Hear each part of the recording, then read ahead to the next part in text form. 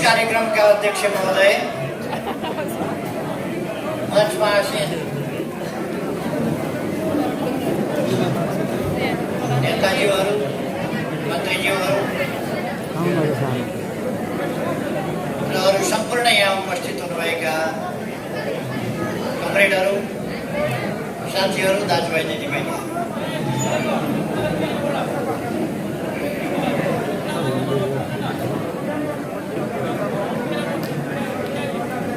मलाई लाग्छ सबै कुराहरू त पूर्ववक्ता साथीहरूले राखिसक्नुहुन्छ। थप धेरै भनिरहनु पर्ने केही कुरा छैन। खालि म प्रदेश नम्बर 1 कै भेला भएको हुनाले अलिक थकित हालतमा भए पनि यहाँ उपस्थित हुन आएको। केही कुराहरू मात्रै भन्छु। देशको परिस्थितिको बारेमा साथीहरूले बताइसक्नु भएको छ। केही मान्छेहरू कोलो बचाएर हिँडेका छन्, हल्ला खल्ला गरेर हिँडेका छन्। केहीलाई बडो पीर पनि परेछ त्यस कुरासँग। देश बर्बाद हुन लाग्यो, देश डुब्नै लाग्यो। कहाँ देख्नु उहाँहरूले केपी ओलीले संविधान च्यात्यो, धुजै पार्यो, त्यो पनि भनेर सुन्यो र उहाँहरूलाई साह्रै पीर परेछ। यस्तो देशै बर्बाद हुन लागेको बेला पनि केपी ओलीको अनुहार चाहिँ नि अँध्यारो छैन, मुस्कुराइराखेका छ, हाँसिराखेका छ। कस्तो मान्छे होला, देशै बर्बाद हुँदाखेरि पनि मुस्कुराइराखे। उहाँहरूले बर्बाद पार्न नपाएकोमा उहाँहरूको चिन्ता मात्रै हो। उहाँहरूले देश बर्बाद पार्न नपाउँदा मैले अनुहार अँध्यारो किन लगाउने? उहाँहरूले बर्बाद गर्न खोज्नु भएको थियो, बर्बाद गर्न दिएन। बर्बाद पार्न पाउनु भएन, अँध्यारो म किन पार्नु? उहाँहरूलाई बडा चिन्ता लागेछ, दुःख लागेछ। केपी ओली मान्छे हँसाउँछ, मान्छे हँसाएर हिँड्छ, अनि के म मान्छे मार्दै विधवा बनाउँदै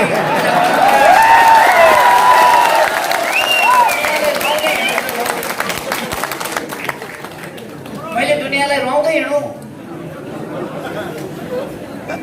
हँसाउँदै हिँड्छ मान्छे। म देशैको अनुहारमा मुस्कान ल्याउन चाहन्छु। म हाम्रा बालबालिकाको अनुहारमा मुस्कान ल्याउन चाहन्छु। हाम्रा किशोरहरूको, किशोरीहरूको अनुहारमा मुस्कान ल्याउन चाहन्छु। हाम्रा युवाहरूको अनुहारमा मुस्कान ल्याउन चाहन्छु। हाम्रा बाआमाहरूका अनुहारमा मुस्कान ल्याउन चाहन्छु। अनि मजदुर किसानहरूका अनुहार। त्यसै कारण हामी थुप्रै कामहरू गरिरहेका छौँ गरिबका लागि, जनताका लागि। सडकमा बालबालिकाहरू रहन हुँदैन अभिभावक विहीन भएर। उनीहरूका आँखामा आँसु हुनु हुँदैन, उनीहरूका चेहरामा मुस्कान हुनुपर्दछ। सरकारले अभिभावकको काम गर्नुपर्दछ भनेर मैले भनेको छु र त्यो काम हामी गरि पनि रहेका छौँ। अनि विभत्स क्रियाकलाप, विभत्स दृश्य हेरेर दुनियाँ रुवाएर, रुवाउने पनि एक किसिमले हो र। कसैको घोडा खोसिया छ, कसैको गाडी खोसिया छ, कसैको खेत खोसिया छ, कसैको घर खोसिया छ, कसैको पैसा खोसिया छ। रुवाउने पनि तरिका एउटा मात्रै हो र। मारेर पनि रुवाएको छ, कुटेर पनि रुवाएको छ, लुटेर पनि रुवाएको छ। अनि मैले हँसाएँ भनेर पिर परेको छ। मान्छे हाँसेर चक्करै रहेछ।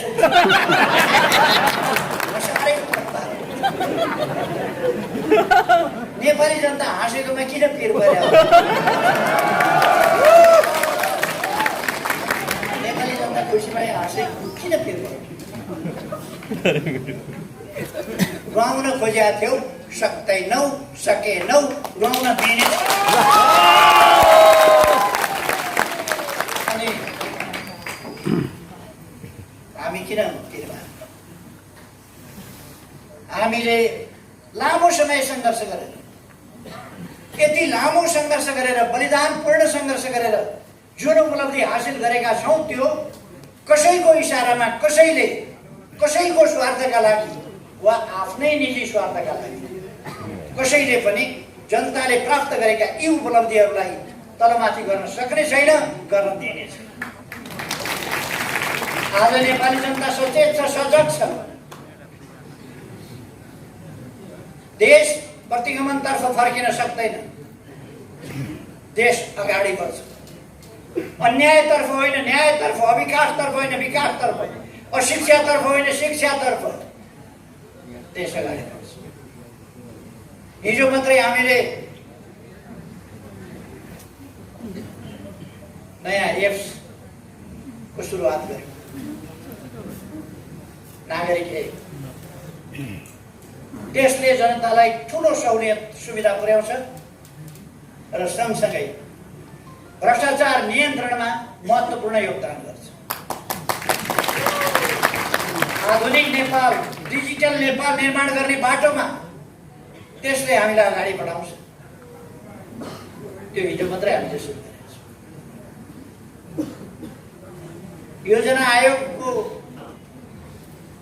विकासका समस्याहरू समाधान गर्ने समिति छ, राष्ट्रिय विकास समस्या समाधान समिति। त्यसको हामी हिजो लामो बैठक गर्यौं। समस्याहरू के छन्? कोभिड-19 को समस्या छ, अरू समस्याहरू छन्। रुलिङ पार्टीभित्र सत्ता सञ्चालन गर्नुपर्ने सत्ताधारी पार्टीभित्र भएको कपटपूर्ण तमासा, त्यस तमासाले पनि व्यवधान गरेको थियो।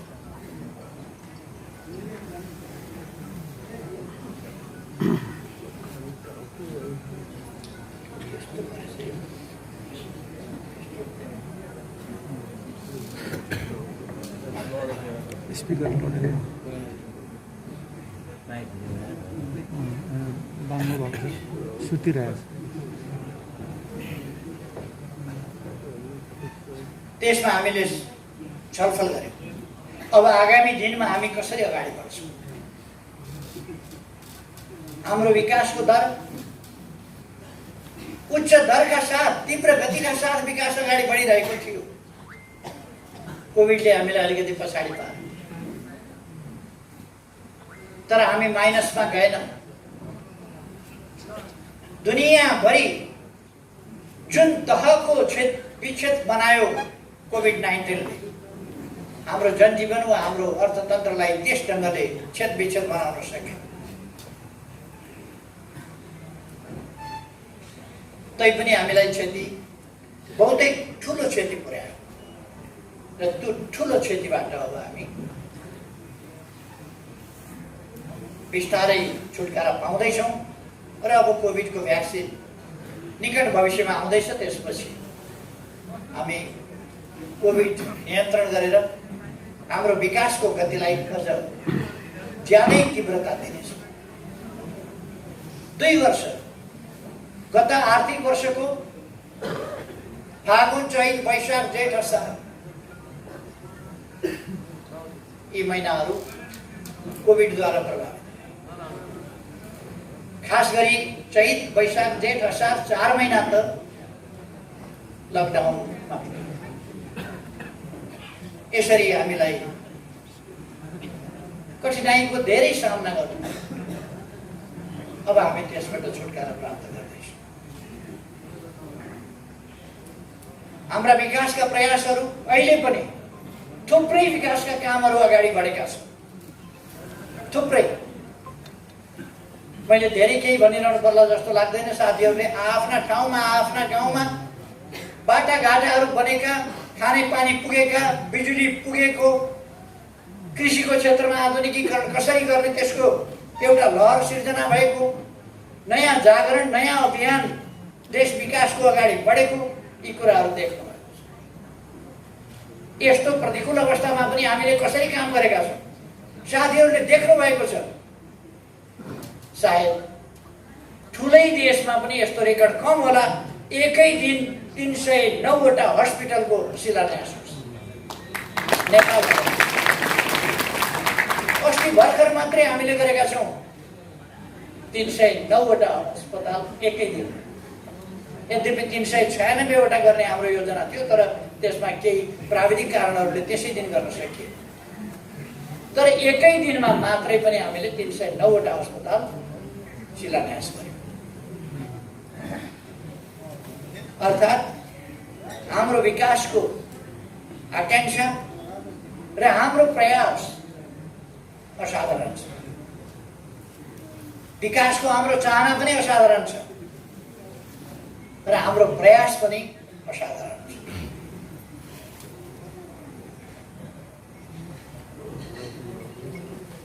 पहिले निर्वाचनमा जाँदा देश सङ्कटमा पर्यो भन्छ। पहिले नभए पनि त 1.5 वर्षपछि त निर्वाचन हुन्थ्यो भनेपछि 1.5 वर्षपछि त देश त सङ्कटमा पर्ने नै रहेछ। यी मान्छेहरूको परिभाषामा के भने निर्वाचन भनेको देश सङ्कटमा पर्नु रहेछ अथवा निर्वाचन नगर्ने प्रणाली यिनलाई चाहिएको रहेछ। सत्ता कब्जा गर्ने, जनताको अभिमतमा नजाने, जनताको भोटमा नजाने, जनादेश नमान्ने भन्दाखेरि जनादेश मान्ने, लोकतन्त्र नमान्ने, लोकतन्त्रको नाम जप्ने। तपाईहरुले सुन्नुभयो, अदालतले यदि हामीले भनेको मानेन भने हामी जनताद्वारा फैसला गर्छौं। जनता नै सबैभन्दा ए बाबा, लोकतन्त्रमा जनता त सार्वभौम सत्ता छ, महान छ, तर स्वतन्त्र न्यायालय पनि हुन्छ। लोकतन्त्रमा स्वतन्त्र न्यायालयले स्वतन्त्र ढङ्गले फैसला गर्छ, गर्न पाउनुपर्छ। त्यो लोकतन्त्र हो। जनता सार्वभौम छन् भनेपछि अदालत चाहिँदैन। लोकतन्त्रमा अदालत हुँदैन। जनता सार्वभौम छन् भनेपछि कुनै अड्डा चाहिँदैन। जनता सार्वभौम छन् भनेपछि पार्लियामेन्ट चाहिँदैन। जनता सार्वभौम सत्ता सम्पन्न छन् भनेपछि सरकार चाहिँदैन। लोकतन्त्रका मूल्य मान्यताहरू हुन्छ। जनता सार्वभौम छ, अन्तिम निर्णय, अन्तिम फैसला जनताले गर्छ जस्तो आगामी निर्वाचनमा गर्नेवाला छ। निर्वाचन सम्झिएपछि निर्वाचन भन्यो कि सपनामा पनि केन्द्रमा पनि जान्छ निर्वाचन।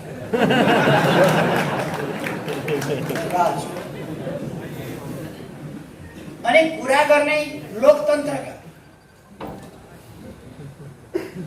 निर्वाचन भनेपछि जनतालाई दिएको दुःख, जनताका अगाडि ढाँटेका कुराहरू, जनतालाई दिएका प्रताडना, देशका विरुद्ध गरेका कुकर्महरू सबैको हिसाब किताब जनताले गर्छ भन्ने थाहा छ। त्यसै कारण निर्वाचन भनेपछि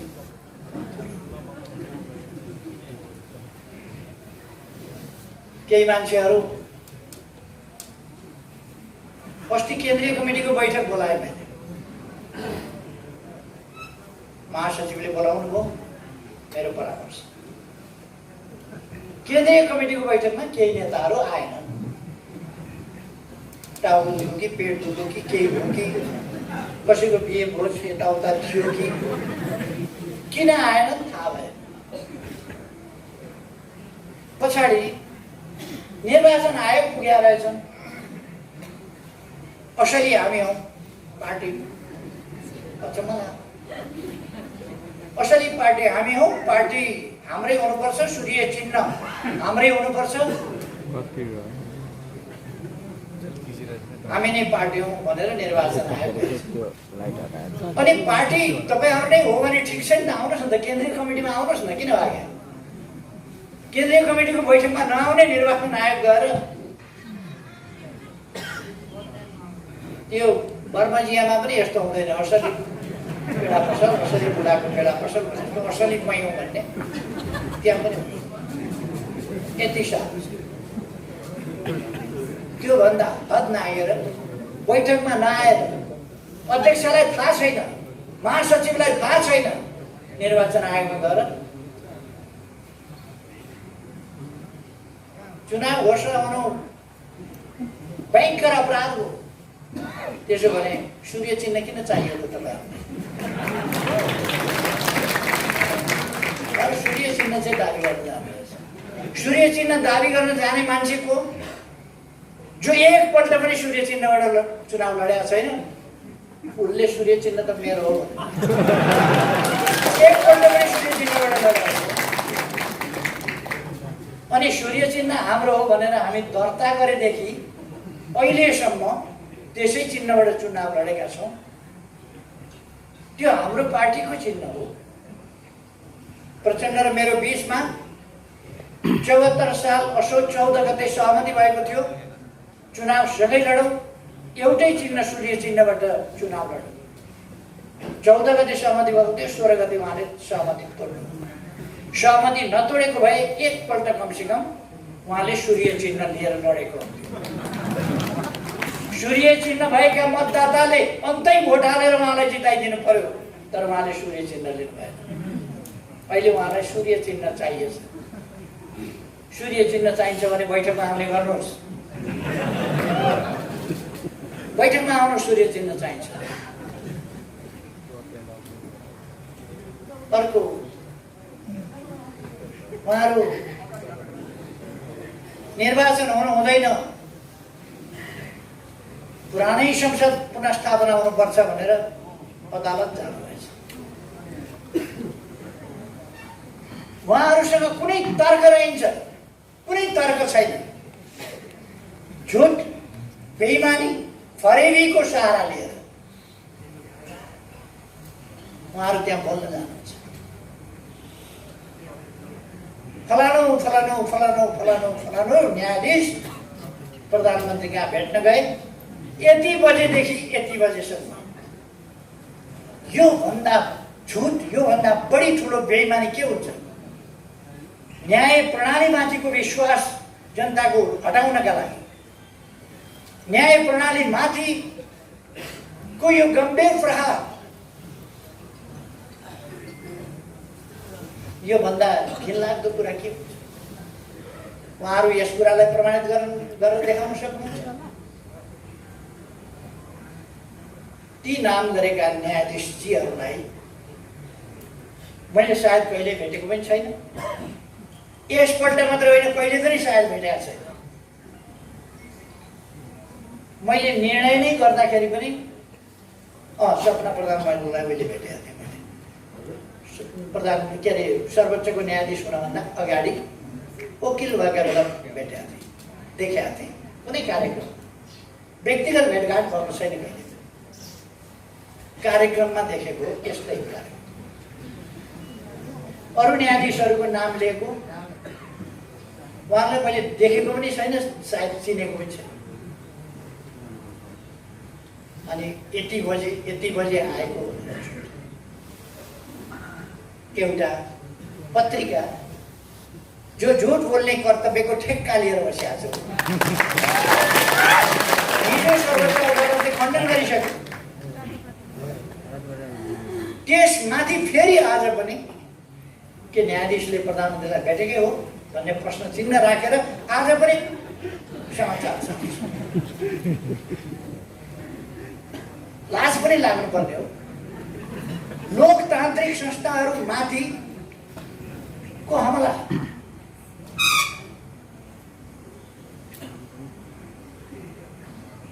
केही तर्क रहन्छ उहाँहरूसँग। अनि के भन्नुभएछ?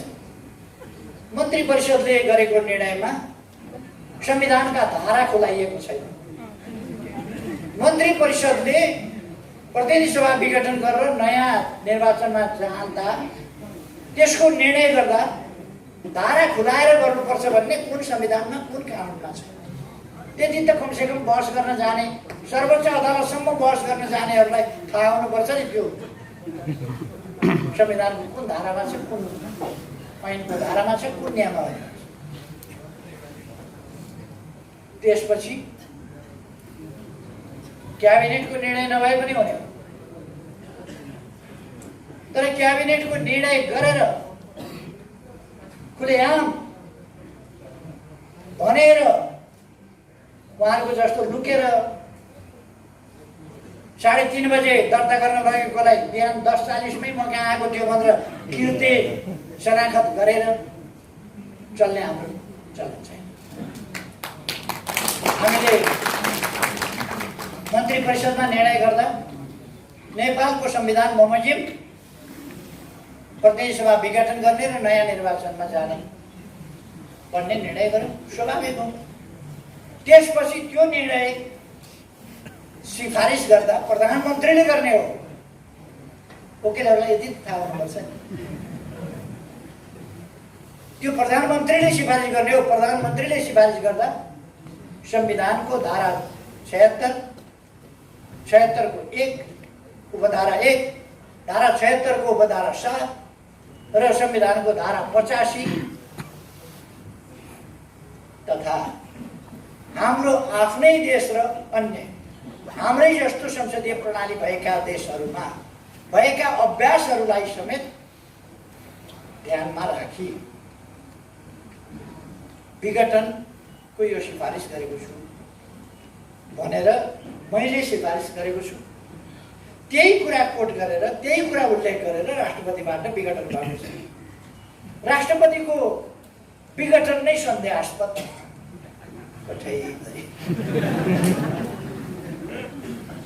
कमसेकम तर्कमा आउनुहोस् न, कमसेकम बहसमा आउनुहोस् न, संविधानका धारामा आउनुहोस्, संविधानको मर्ममा आउनुहोस्, संविधानको अक्षरमा आउनुहोस्, संसदीय अभ्यासमा आउनुहोस्, संसदीय प्रणालीका अभ्यासमा आउनुहोस्, देश दुनियाँका अभ्यासमा आउनुहोस्। म साथीहरूलाई सोध्न चाहन्छु एउटा, नेकपा अथवा नेपाल कम्युनिस्ट पार्टी नेकपा भन्ने नामको हाम्रो पार्टीमा जस्तो भाँडभैलो, अराजकता, अनुशासनहीनता, आन्तरिक अन्तर्ध्वंस कुनै पार्टी संसारको कतै देख्नुभएको छ?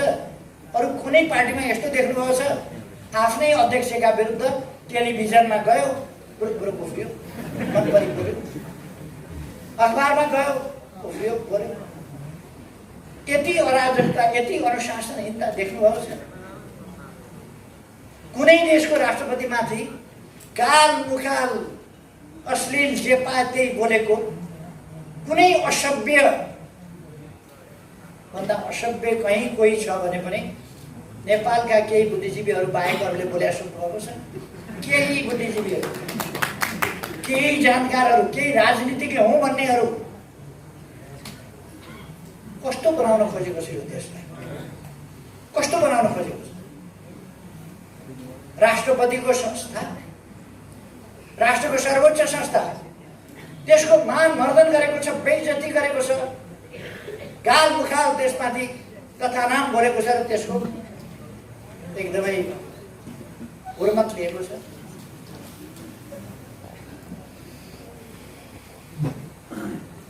शक्ति पृथकीकरणको सिद्धान्त अनुसार न्यायालय स्वतन्त्र न्यायालय, सम्मानित सर्वोच्च अदालतको हुर्मत लिएको छ। पहिलेको संविधानले संवैधानिक इजलासको व्यवस्था गरेको छ र संवैधानिक प्रश्न आयो भने संवैधानिक इजलासबाट हुन्छ। हिजोसम्म 2-3 दिन बहस अर्कै इजलासमा, बृहत इजलासमा, फुल बेन्चमा लानुपर्छ। यहाँ संवैधानिक इजलासमा पाएको संविधान संशोधन गर्नु पर्यो नि। अनावश्यक ढङ्गको झमेला। निर्वाचन आयोगमा गएर मलाई अचम्म लागेको थियो, केन्द्रीय कमिटीमा बैठकमा आएर नेताहरू कहाँ गए भनेर माइती घर मण्डलमा देखियो यहाँ छौँ। म माइती घर मण्डलमा पुगेँ, छैनन् फेरि साथी। कहाँ हराए? निर्वाचन आयोगमा पुगेछ। निर्वाचनको काम अगाडि नबढाउनु, निर्वाचन रोक्नु, निर्वाचनको कुनै प्रक्रिया अगाडि नबढाउनु, तयारी नगर्नु भनेर। यो भन्दा गैर राजनीतिक, अराजनीतिक, गैर कानुनी, हस्तक्षेपकारी, अमर्यादित क्रियाकलाप के हुन्छ? निर्वाचन आयोगलाई आफ्नो काम गर्न नदिने। यी पनि तपाईँ हामीले देख्यो। त्यहाँ पनि टाँसेकै थिए, हामी यहाँ छौँ।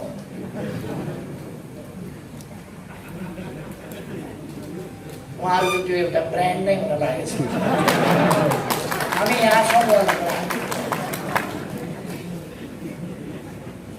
अब नेपाली जनताले उहाँहरू कहाँ हुनुहुन्छ भन्ने कुरा थाहा पाउनलाई र उहाँहरू को हो भन्ने थाहा पाउनलाई हामी यहाँ छौँ। छापवाला मान्छे यहाँ आइपुगेछन् है भनेर गुगलमा सर्च गर्नुपर्ने भयो। हामी यहाँ छौँ ब्रान्ड, हामी यहाँ छौँ भन्ने छाप निर्वाचन आयोग जाँदाखेरि पनि यसो हेरेको त साँच्चीमा त हामी यहाँ छौँ।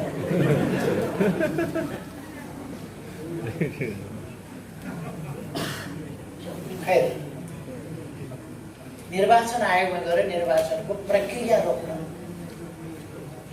यो निर्वाचन आयोग सधैँ निर्वाचनको तयारीमा हुन्छ।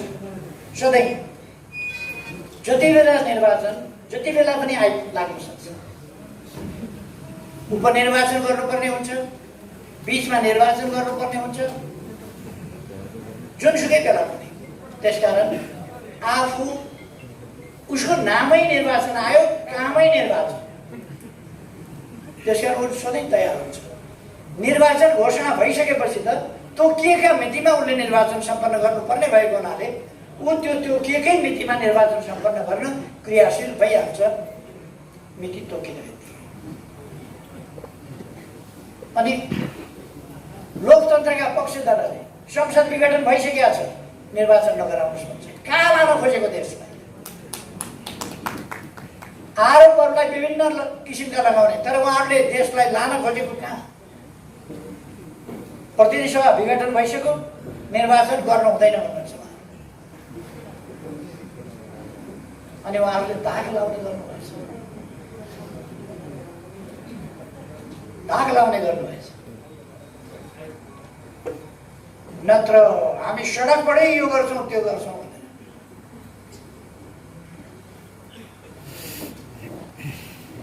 नेपाली जनतामा सचेतनता आइसकेको, पहिले पनि उहाँहरूले थाहा नपाउनु भनेको।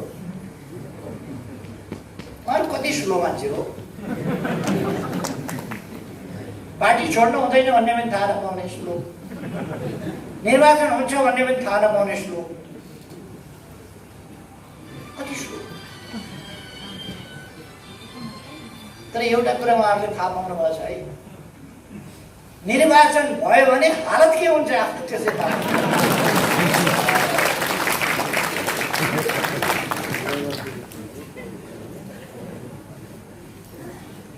अनि अस्ति मैले केही ठाउँहरूमा भने उहाँहरूले केपी ओलीलाई अध्यक्षबाट निकाल्थ्यौँ, हटाइदिउँ, पार्टीबाटै निकाल्थ्यौँ भनेर के घोषणा अचम्म लाग्छ। प्रथम अध्यक्ष हिजो एकता हुँदाखेरि पनि कमसेकम ठुलो पार्टीको अध्यक्षलाई, एकता भएपछि पनि प्रथम अध्यक्षलाई, राजनीतिक हिसाबले पनि अलिक जेठो पुरानै अध्यक्षलाई। उहाँहरू 33 वर्षदेखि हुनुभएको छ भन्नुभयो, हामी पुराना हौँ भन्नु होला। तर अध्यक्षमा चाहिँ उहाँहरू पुरानो हो।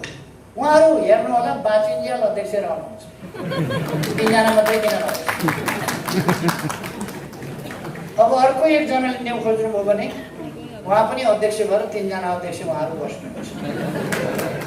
अध्यक्ष चाहिँ बाचिन्जेल उहाँहरू हुनुहुन्छ, यो चाहिँ ग्यारेन्टी नै हो। अध्यक्ष छोड्नुहुन्न, जेसुकै छोड्यो, पार्टी छोड्नुहुन्छ, सरकार छोड्नुहुन्छ, जे जाओस् जाओस्, अध्यक्ष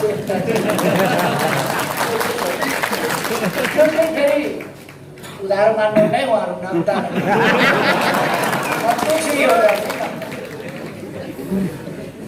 त्यसकारण माधव नेपालजी अध्यक्ष हुनुभएछ नब्दान, कसले छानेको अध्यक्ष हुन त? उहाँ नछानिकन हुने पानी परे मान्छे। उहाँ पार्टीको महासचिव हुनुभयो, महाधिवेशनबाट होइन, जननेता मदन भण्डारीको निधन भएपछि त्यो मौकामा उहाँ महासचिव हुनुभयो। अरू साथी हुन तयार भएनन्, उहाँ हामझाम गरेर तयार। महाधिवेशनबाट छानिएको होइन, 2 ठाउँबाट चुनाव हार्नुभयो, उहाँ प्रधानमन्त्री।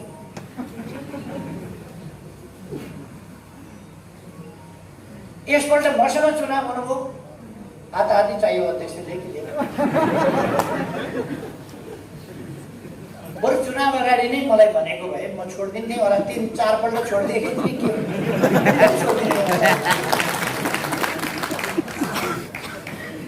त्यस बेला उहाँले अलिक दम्म भयो, म प्रधानमन्त्री भइसकेँ, म 3 कार्यकाल पार्टी प्रमुख भएर चलाइसकेँ, जाल जेल षड्यन्त्र टिकडमले मान्छेहरूलाई काबुमा राखिसकेका छु, सबैलाई कार्यकर्तालाई भन्ने उहाँलाई भ्रम भयो। त्यस कारण मसँग लड्न तयार हो। चुनाव हारेका दिनदेखि उहाँलाई अध्यक्ष चाहियो, चुनाव हारेका दिनदेखि अध्यक्ष चाहियो। एकजनाको मात्रै व्यवस्थापन भएर हुँदैन, हाम्रो पनि व्यवस्थापन हुनुपर्छ भनेर उहाँले व्यवस्थापनका कुरा सुन्यो। त्यो कोही कब्जा गर्ने नीतिका,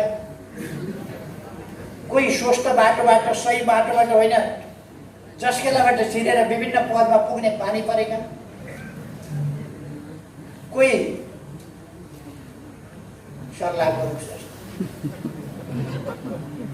सबलाई लखेटी खेदी जहाँ पुग्यो त्यहाँ भाग गयो। मोहन वैद्य आफ्ना गुरु, आफूलाई राजनीतिमा ल्याउने गुरुलाई लखेटेर पार्टीको भाषण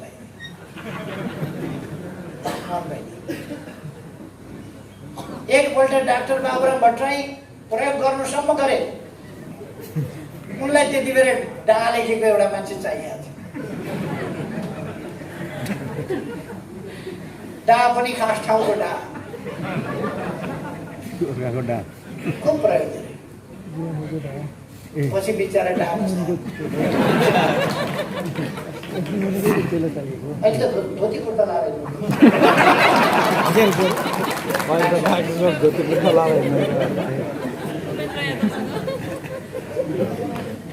मान्छे झुक्याउन त्यता झुक्याउन गए। मोहन वैद्यलाई उता फेरि जङ्गल लखेडिदिनु, के उसलाई विप्लव जङ्गलतिर लखेडिदिनु। तै पनि म हारिन, मान्छे हो। यो भारूलाई त मान्छेले ल्याएर तालिम दिएको छ, बाँदरलाई त मान्छेले ल्याएर तालिम दिएको छ, त मान्छे हो, किन तालिम दिन सकिन भनेर समाजले ल्याएर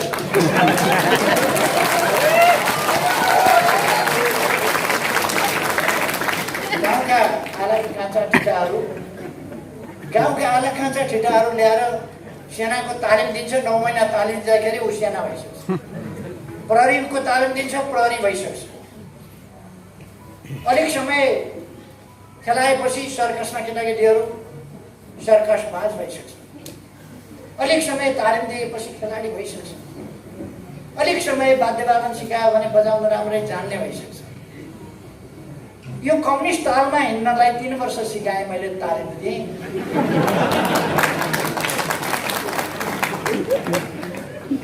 म बजाउँछु डुक तब त ऊ नाच्छ धामी जस्तो।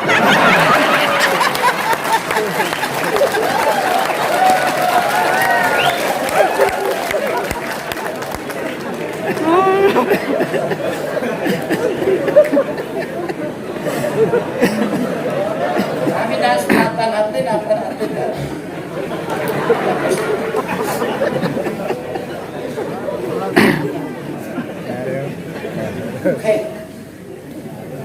मलाई अझै पनि आश्चर्य आयो। अब परिस्थितिको आक्रमण भइसक्यो होला, अब आउनुहोस्, बुझिसक्नु होला नि, अब त आउनुहोस्, अब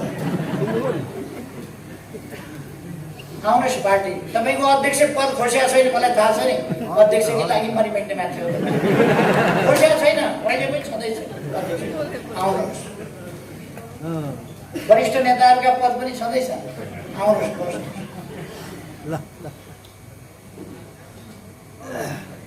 उहाँहरू रन्थनिएर कुद्नुभएको छ, कहाँ कुद्नुभएको छ, कहाँ कुद्नुभएको छ, मन परि बोल्नुभएको छ,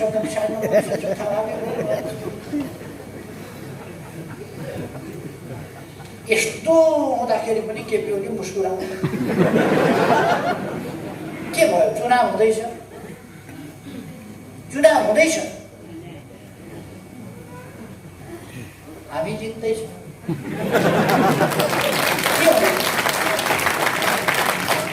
चुनाव भनेकै त्यही हो, कसैले जित्नै पर्छ। आउनुहोस्, पार्टीमा आउनुहोस्, पार्टीमा आउनु भने चुनावमा आउनुहोस्, अरू केही भन्छ। त प्रदेश नम्बर 1 का साथीहरूसँग म भन्न चाहन्छु, नाम 1 नम्बर भएपछि काम कति नम्बर गर्नु? नाम चाहिँ 1 नम्बर, काम चाहिँ 7 नम्बर। 1 नम्बर नाम राखेपछि प्रदेश नम्बर 1 ले त नाम गर्नै मानेको छैन। 1 नम्बर हामी छौँ। यो चुनावमा देखाउनु पर्यो हामी 1 नम्बरै हौँ। 1 नम्बरै हौँ भनेर देखाउनु पर्यो। त्यहाँ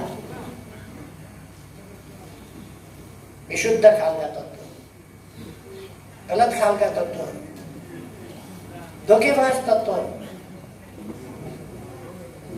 त्यस्ता तत्त्वहरूलाई सबक सिकाउने बेला यही। देशप्रति बेइमानी गर्नेहरूलाई जनताले सबक सिकाउने बेला यही। वामपन्थी आन्दोलनप्रति बेइमानी गर्नेहरूलाई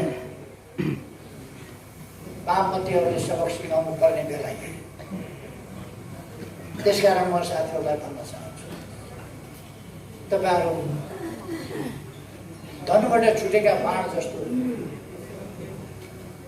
गतिशील उम्र छ, अत्यन्त तीव्र गतिका साथ आफ्नो लक्ष्य भेदन गर्ने त्यो सामर्थ्य बोकेका गतिशील हुनुहुन्छ। म खास गरी हाम्रा युवाहरूलाई, नयाँ पक्तिका भाइ बहिनीहरूलाई भन्न चाहन्छु, तपाईँहरू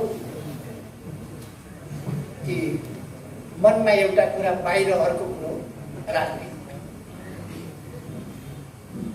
यस्ता तत्त्वहरूको भ्रममा कतै नपरे आन्दोलनको रक्षा गर्ने, लोकतन्त्रको रक्षा गर्ने, लोकतन्त्रलाई साँचो अर्थमा कार्यान्वयन गर्दै अगाडि बढाउने काम र विकासलाई, भोलि देशको विकासलाई सुनिश्चित गर्ने काममा तपाईँहरू लाग्नु पर्यो, अगाडि बढ्नु पर्यो। म तपाईँहरूलाई आग्रह गर्न चाहन्छु। यसको अर्थ युवालाई आग्रह गरौँ, हामीलाई त केही पनि भनेन भन्ने पर्ला छ। मैले सबैलाई भने, तर युवाहरू चाहिँ अलिक बढी फुर्तीसाथ दौड्न सक्नुहुन्छ। युवाहरूले बढी गतिसाथ काम गर्नु पर्यो। भ्रम तोडेर, भ्रमबाट मुक्त गराएर दर्शक साथीहरूलाई बाटो बिराउन नदिनुहोस्। कतिपय मान्छेहरू बाटो बिराएका पनि छन्, भ्रममा पारेका छन्। विभिन्न प्रकारका जाली जेलीहरूले त टुना मुना जाल जेल अनेक गर्छन् नि। यो टुना मुनामा पर्दैन। हामीले देश बनाउनु छ, समृद्ध नेपाल बनाउनु छ, सुखी नेपाली बनाउनु छ। त्यो बाटो हामीले समातेका छौँ। त्यस बाटोमा हामी तीव्रताका साथ अगाडि बढेका छौँ। यसलाई थप गति यस निर्वाचनले दिनुपर्छ। निर्वाचनमा यस्तो एउटा जनताको आन्दोलनको आँधी बेरी सिर्जना गर्नुपर्दछ, तुफान सिर्जना गर्नुपर्दछ, जसबाट हामी सही देशभक्तपूर्ण विचारहरू त्यसलाई अगाडि बढाउन सक्छौँ। देश विकासका कामहरूलाई अगाडि बढाउने विचारहरूलाई रक्षा गर्न सक्छौँ। त्यसै गरेर देश बनाउने शक्तिलाई कमजोर हुन नदिउँ, सुदृढ गरौँ। सुदृढ शक्ति नभइकन देश बनाउन सकिँदैन। तपाईँ हामीले देखेका छौँ के अर्थ हुन्छ विचारको, के अर्थ हुन्छ लिडरसिपको, के अर्थ हुन्छ मजबुत पार्टीको। त्यो तपाईँ हामीले देखेका छौँ।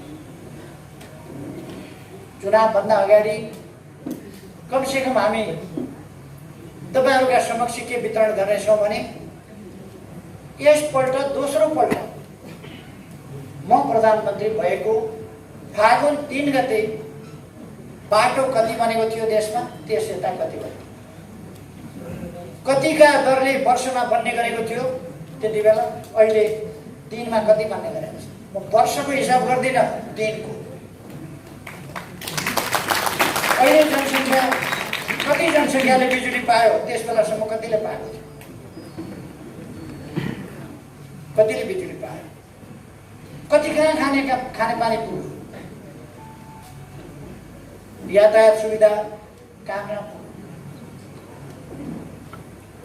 कहाँ अस्पताल बने, कहाँ शिक्षालय बने, कहाँ के बने? भूकम्पबाट पुनर्निर्माण कति भयो यस बिचमा? यी सबै कुरा तुलनात्मक रूपमा तपाईहरु समक्ष ल्याइनेछ। त्यसकारण म साथीहरूलाई आग्रह गर्न चाहन्छु, कुनै पनि किसिमको भ्रममा नभएर दृढतापूर्वक अगाडि बढौँ, भ्रमलाई तोडेर अगाडि बढौँ। हाम्रा उद्देश्यहरू, महान उद्देश्यहरू, हाम्रो देशभक्ति, हाम्रो राष्ट्र, हाम्रो राष्ट्रिय स्वाभिमान, हाम्रो विकासको नीति, हाम्रो प्रतिबद्धता, हामीले गरेका काम त्यसअनुसार, हाम्रा उपलब्धिहरू र अब हामी के गर्न चाहन्छौँ भन्ने कुरा सविस्तार ठिक ढङ्गले लिएर जनताका बिचमा जाउँ।